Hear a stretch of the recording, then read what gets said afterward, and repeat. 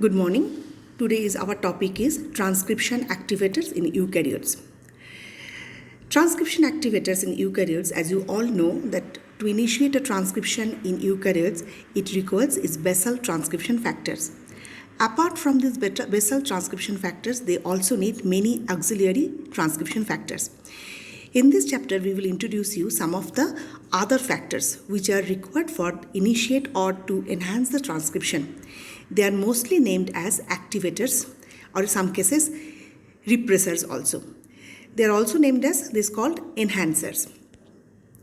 Now this is the basic structure of the genomic configuration of these elements which are present where these transcription factors are coming and binding. If we compare with bacteria, yeast and human, you can see the complexity has increased as we had gone to bacteria, from bacteria to human. So in the bacteria, where the promoter next to that is the regulatory sequence is present, in yeast you are seeing that it is far upstream also present, and in human the enhancer sequence are present in multiple in number, not only far upstream but few are present in the downstream too. Now categories of these activators. Activators can stimulate or inhibit transcription by RNA polymerase II. We are talking eukaryotic transcription, so it is RNA polymerase II. Structure is composed of at least two functional domains. That means they have minimum two functional domain. One is DNA binding domain with which it binds the DNA. Another one is transcription activation domain. But they sometimes also have a dimerizing domain, and this is not coming, but you see the structure there, it's showing that these two down DNA binding domain where the activation domains they sometimes interact, it dimerizes.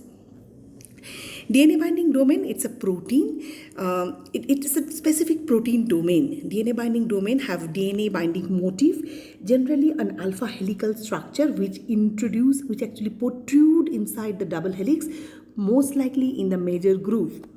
Part of the domain having characteristic shape specialized for specific DNA binding. Most of the DNA binding motif fall into three classes. What are the classes?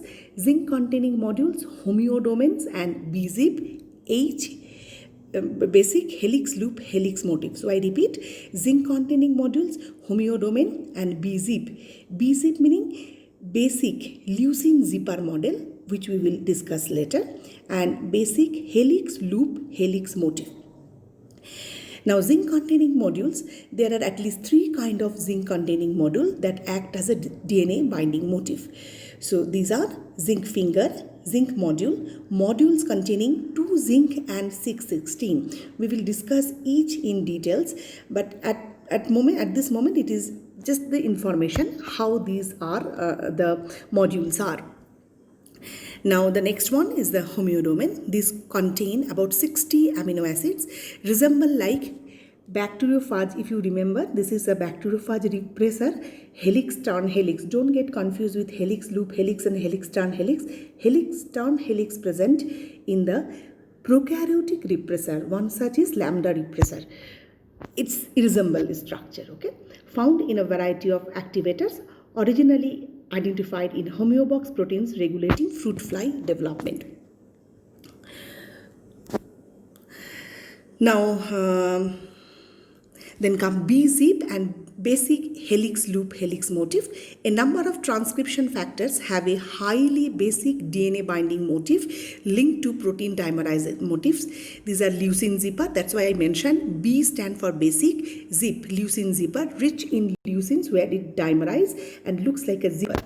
Examples where these proteins are, where these motifs are present: cat binding, enhancer binding protein, MyoD protein. Now we are coming to transcription activating domain. So far we have discussed DNA binding domain. Now we are discussing transcription activating domain. Most of the activators have one of these domain. Okay, some have more than one, like acidic domain such as yeast GAL4. GAL4 is a transcription activators.